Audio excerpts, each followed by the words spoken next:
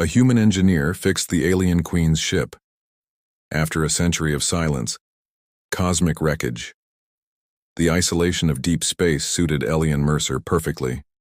3 years into his 5-year mission aboard the Solaris, a research vessel designed for a single occupant, he had mapped dozens of stellar anomalies in the uncharted regions beyond the Cygnus Arm. Solitude had become his companion, the gentle hum of the ship's systems his lullaby. Proximity alert, announced the ship's AI, interrupting his thoughts. Unknown object detected at coordinates 3478921 Elian's hands danced across the control panel, adjusting the Solaris's trajectory. Identification? Insufficient data. Object appears to be a vessel of non-human origin. His heart quickened. In the 15 years since humanity had ventured beyond their solar system, only 3 alien civilizations had been encountered, all of them peaceful but wary of close contact. Visual coming through, the AI stated. The screen filled with the image of an elegantly curved ship, its surface resembling polished amethyst caught in starlight. Its design was unlike anything in human records, organic, almost like a living creature frozen in mid-motion. Damage marred its beautiful hull, with fractures running along its port side and what appeared to be engine components exposed to the vacuum of space. "It's dead in the water," Elian murmured, using an old Earth phrase his grandfather had taught him. "How long has it been here?" "Based on drift patterns and cosmic radiation absorption, approximately 98 Earth years." Elian whistled softly. Nearly a century abandoned in the emptiness between stars. He guided the Solaris alongside the alien craft, his scanners revealing an interior atmosphere that had somehow maintained minimal integrity. "I'm going over," he decided, already reaching for his EVA suit. The ship's AI voiced standard objections about protocol and safety, which Elian acknowledged and promptly ignored. Discoveries like this were precisely why he had volunteered for this mission, to touch the unknown. The crossing between vessels took 17 minutes. As Elian's magnetic boots connected with the purple hull, he felt a vibration run through the ship, as if it recognized his presence. He located what appeared to be an airlock, and using his portable interface, managed to trigger its emergency mechanisms. Inside, the vessel was bathed in a soft violet light emanating from bioluminescent panels along the walls. The architecture flowed naturally with no sharp angles or visible rivets. Everything seemed grown rather than built. "Incredible," he whispered, his breath fogging his helmet. His scanner detected faint energy signatures deeper within the ship. Following them, he moved through curved corridors until reaching what appeared to be the command center, a circular chamber with a central platform surrounded by crystalline control interfaces. There, suspended in a translucent case of amber-like material, lay a figure, humanoid but clearly alien, with skin the color of twilight and delicate facial features arranged in perfect symmetry. According to his scanner, she was alive but in deep stasis. The ship's systems displayed incomprehensible symbols on screens that still functioned despite the damage. Elian recognized one pattern from his xenolinguistics training: the royal crest of the Xyrillian confluence, a civilization believed extinct after a catastrophic stellar event nearly a century ago. "Your royalty," he breathed, looking at the suspended figure, "may be the last of your kind." His scanner identified multiple critical failures throughout the vessel. With careful calibration, he began interfacing with the alien technology, determined to understand and perhaps restore what had been lost to time and space. What Elian couldn't know was that his presence had already triggered ancient security protocols. Deep within the ship's core, dormant systems began to awaken, including the stasis chamber housing the last heir to a fallen empire. On the awakening stardust for 3 days, Elian worked tirelessly on the alien vessel. He had established a temporary connection between his ship and the damaged craft, allowing him to transfer power and analyze the unfamiliar technology. The ship's design was ingenious, self-healing in some areas, with crystalline circuits that seemed to respond to both touch and thought. "This goes beyond anything we've developed," he recorded in his log, fingers tracing a pulsing conduit. "It's like the technology is semi-sentient." On the 4th day, while attempting to restore the primary power matrix, Elian connected 2 crystal nodes that flashed brilliantly upon contact. The entire ship hummed, systems illuminating in sequence like a cascade of violet stars. The stasis chamber in the command center began to glow intensely. "No, No, that wasn't supposed to happen yet, Elian muttered, rushing back to the central chamber. The amber-like substance surrounding the alien figure had begun to dissolve, evaporating into mist that smelled like cinnamon and ozone. Elian watched, transfixed, as the last wisps disappeared, leaving the alien woman unprotected on the platform. Her eyes opened suddenly, iridescent violet irises with flecks of silver that seemed to capture starlight. She gasped, drawing her first breath in nearly a century, and Elian instinctively stepped back as she sat upright with fluid grace. The alien regarded him with an expression of confusion that quickly transformed into alert wariness. She spoke, her voice melodic but the language incomprehensible to Elian's translator. "I'm Elian Mercer," he said slowly, placing a hand on his chest. "Human from Earth, I found your ship damaged and I was trying to help." She tilted her head, studying him with unnerving intensity before responding in halting, accented English. "You speak the trading tongue. Unexpected." She placed a hand on her chest, mirroring his gesture. "Naira, last sentinel of House Cerulean. You know my language?" Elian asked, amazed. "We studied many species. Before the collapse." Naira attempted to stand but faltered, her muscles weak from prolonged stasis. Elian moved to help her, but she raised a hand to stop him, pride evident in her posture. "The collapse?" he inquired gently, giving her space. "Our star system. Destroyed." Her words were clipped, emotions tightly controlled. "I was ambassador. Last ship to escape." Elian nodded, understanding dawning. "The Cerulean collapse. We have records of it. It happened 98 years ago." Naira's composure fractured momentarily. 98 cycles? Impossible. She looked around the chamber, noting the extensive damage. Stasis was meant for 15 cycles. Emergency protocols must have... She stopped abruptly, wincing as she finally stood. "My ship, what have you done to my ship?" "Only repairs," Elian explained quickly. "It was adrift, critical systems failing. I've restored power to essential sections and stabilized life support." Her eyes narrowed, but after a moment of consideration, she gave a slight nod. "Show me." For the next hours, Elian guided Naira through the repairs he had made.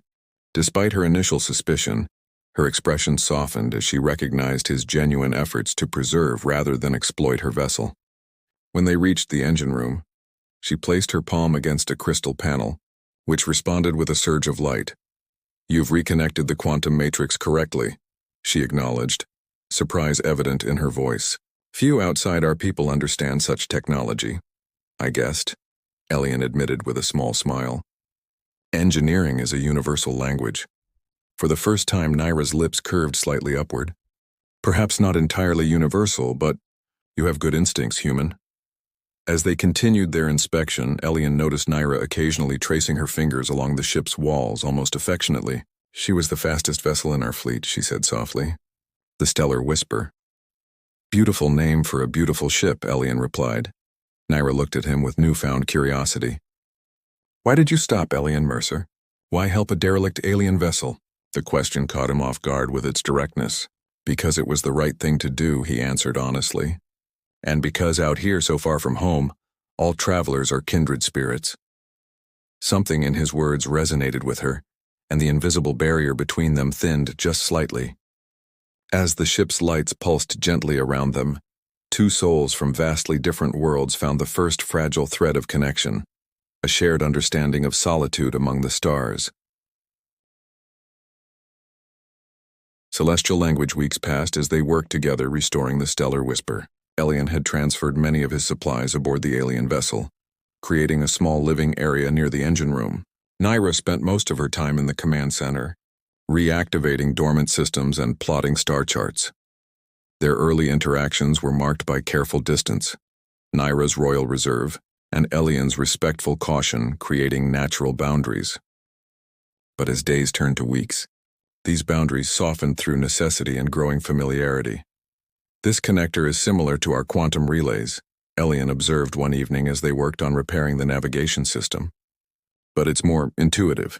Naira nodded, her purple fingers deftly manipulating crystalline components. "Our technology bonds with its user. It learns, adapts." She hesitated before adding, "Your approach is refreshing.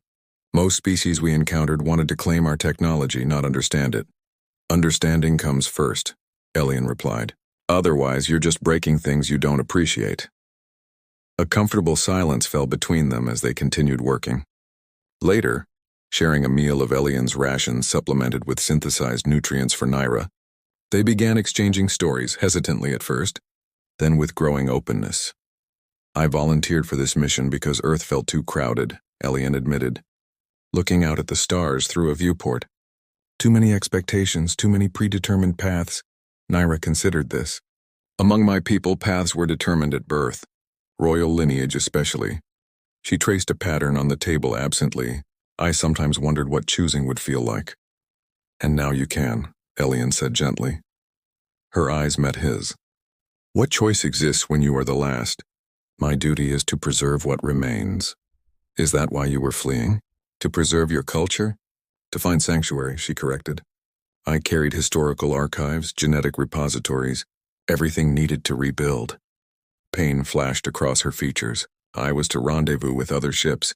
They never came. Elian reached across the table, nearly touching her hand before stopping himself. I'm sorry. To his surprise, Naira closed the distance, her fingers brushing his momentarily. The contact sent an unexpected warmth through his arm. Your compassion is not unwelcome. The ship's translator struggled with nuanced emotions, but the meaning in her eyes transcended language. That night, working side by side beneath panels of alien circuitry, they shared more than technical knowledge. They shared pieces of themselves. When the navigation system finally reactivated, projecting a three-dimensional star map around them, Naira's expression transformed. The stars reflected in her eyes as she reached up, fingers tracing constellations Elian had never seen. My home system, she whispered, indicating a dark space where stars should have been. And here, she pointed to a distant cluster, the sanctuary world. If others survived, they would have gone there. Elian studied the coordinates. It's within range. Once we finish repairs, we could— We? Naira interrupted, her voice carefully neutral. Elian hesitated, suddenly aware of his presumption. My mission allows discretionary exploration. I could accompany you, if you wished. Naira was silent for so long that Elian began to regret his suggestion. Finally, she spoke, her voice soft but clear. I have been alone for 98 cycles. I had prepared myself for solitude. She turned to face him fully. I did not prepare for companionship. Their eyes held, a language developing between them that needed no translation. In that moment, surrounded by stars both familiar and foreign, two wayfarers from opposite ends of the galaxy recognized a truth neither had expected to discover. Loneliness looks the same in any species, and its antidote is universal. The repairs will take at least another month, Elian said finally, breaking the intensity of the moment. Naira nodded, a hint of a smile playing on her lips. Then we have time to decide our course. As they continued working through the ship's systems, their movements became synchronized, hands occasionally brushing, conversations flowing more freely. Beneath the technological exchange, something elemental was taking root. Connection bridging the vast differences of biology and culture, drawing them into an orbit neither had anticipated. Nebula nights. The stellar whisper hummed with renewed vitality as Elian and Naira completed the final critical repairs.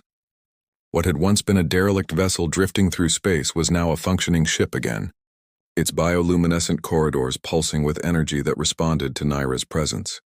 We should test the propulsion systems, Naira suggested one morning, her fingers dancing across the crystalline control interface. A short journey through this sector.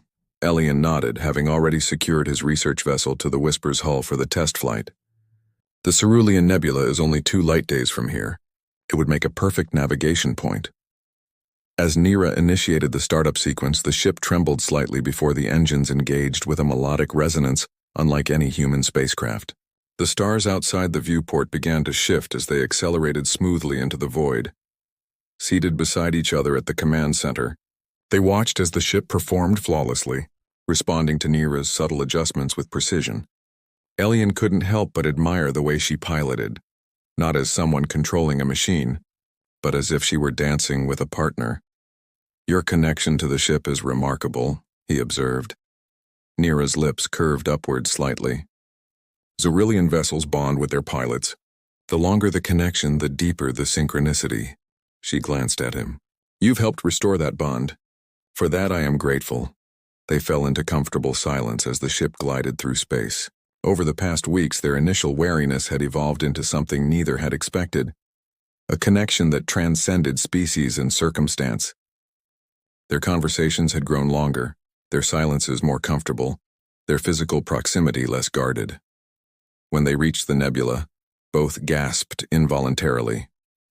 Swirls of luminous blue and violet gases created phantasmal shapes against the darkness. Lit from within by newly forming stars, the Whisper glided into the outskirts of this cosmic spectacle, its hull reflecting the nebula's glow. "It's like sailing through dreams," Elian whispered. Nira nodded, her eyes reflecting the celestial display. "My people believed nebulae were the thoughts of the universe made visible." She turned to him, her expression unusually vulnerable. "Would you like to see it properly?" She led him to a chamber he hadn't explored before, a transparent dome at the ship's apex that offered an unobstructed view of the cosmos. The nebula surrounded them completely, making it seem as if they were suspended within a living painting of cosmic proportions. They stood side by side, shoulders almost touching, as stars were born in the distance. When Nira's hand found his, Elian felt a current run through him that had nothing to do with alien technology. "In all my solitude," she said softly, "I never imagined finding connection again, especially not with a species so different from my own." Elian turned to face her, their proximity sending his pulse racing. "Are we so different?" Her eyes searched his. "Our bodies, yes. Our worlds, certainly." Her voice lowered. "But our hearts, perhaps not." The distance between them vanished as Elian leaned forward, hesitating just before their lips met, offering her the chance to pull away. Instead, Nira closed the final gap, her kiss tentative at first, then deepening with growing certainty.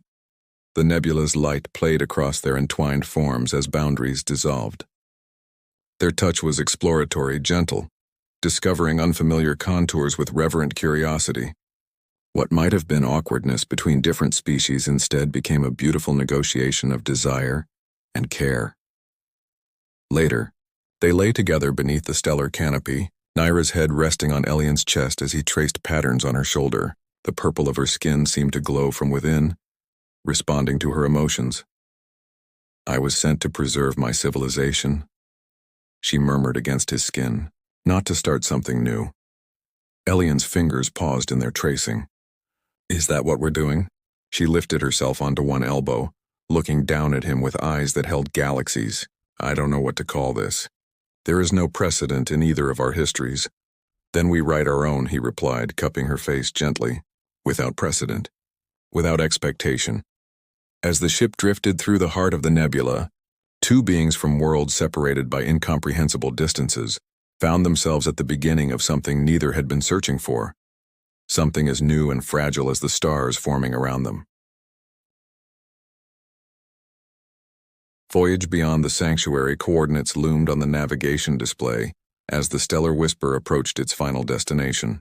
3 months had passed since Nira's awakening.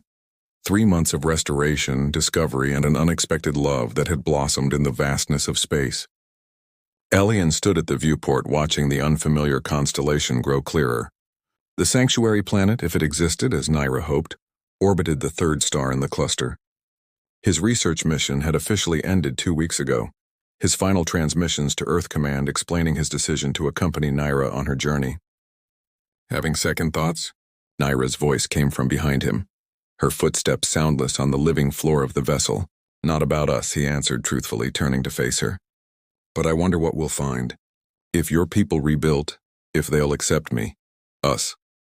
Nira moved to stand beside him, her fingers intertwining with his in what had become a familiar gesture. "The Zerillian philosophy honors finding beauty in unexpected places. You are certainly unexpected." He smiled at that, pulling her gently against him. Their relationship had deepened with each passing day, differences becoming points of fascination rather than division. They had created a language of their own, part words, part touch, part intuition. "The sensors are detecting artificial structures on the fourth planet," she continued, her voice carefully controlled. "And transmissions. My people survived, Elian." The weight of this revelation hung between them. Survival meant Nira wasn't the last, meant her duty to her civilization remained intact. It meant choices neither had been forced to confront until now. You're afraid, he observed, feeling the tension in her body. Yes, the simple admission was testament to her trust in him. I left as an ambassador carrying our legacy. I return as, what? The last royal who abandoned tradition to love an alien species? Elian turned her to face him fully. You return as someone who preserved your ship, your history, and found a bridge between worlds no one thought possible. You didn't abandon your duty. You expanded it. Her expression softened as she traced the contours of his face with gentle fingers. Your optimism remains your most alien feature. They were interrupted by the ship's alert system, announcing an incoming transmission. On the command center's main screen appeared the image of a Xyrillian male, his features marked with ceremonial patterns indicating high rank. Unidentified vessel, he began in the musical Xyrillian language that Elian had begun to learn. You bear royal signatures. Identify! He stopped abruptly, recognition dawning. Sentinel Naira? Impossible. Nira stepped forward, her posture automatically assuming the regal bearing of her station. Commander Thalen. The whisper endured, as did I. The conversation that followed was a mixture of disbelief, joy, and rapid exchanges that Elian could only partially follow. When Naira finally introduced him, the commander's expression shifted to one of cautious curiosity. A human saved the royal vessel? Thalen asked, switching to the trading tongue for Elian's benefit. And accompanies you now? Elian Mercer is my chosen companion, Naira stated with quiet firmness. He will be welcomed with the honor due to one who preserved our heritage. A tense silence followed before the commander bowed slightly. We have learned much about adaptation in our new home, Sentinel Naira. Perhaps your arrival marks yet another evolution. He provided landing coordinates before ending the transmission. As they prepared for descent, Elian and Naira stood together in the command center, the sanctuary world growing larger in their view, a blue-green jewel orbiting a distant sun. Are you ready? She asked, unusually hesitant. Elian looked at the alien world that would become his home, then at the woman who had rewritten his understanding of connection. I left Earth looking for the unknown. I found something better, something worth staying for. Naira smiled, the expression now coming naturally to her. The ancient texts speak of cosmic symmetry, how the universe conspires to balance itself. She placed her palm against his chest. Perhaps we were adrift for exactly the time needed to find each other. As the stellar whisper began its descent toward a civilization being reborn on a distant world, two figures stood united at its helm, a testament to the universe's most improbable and precious creation. Love that bridges the stars. The ship's lights pulsed around them like a heartbeat as they prepared to write the next chapter of their story, one that would blend two worlds, two histories and two souls that had found each other across the impossible distances of space and time. In that moment, as the clouds of their new home parted to welcome them, Elian and Nira understood that their greatest voyage was not the one that had brought them across galaxies, but the one they had embarked upon together, a journey with no maps or precedent, guided only by the light they had kindled between them.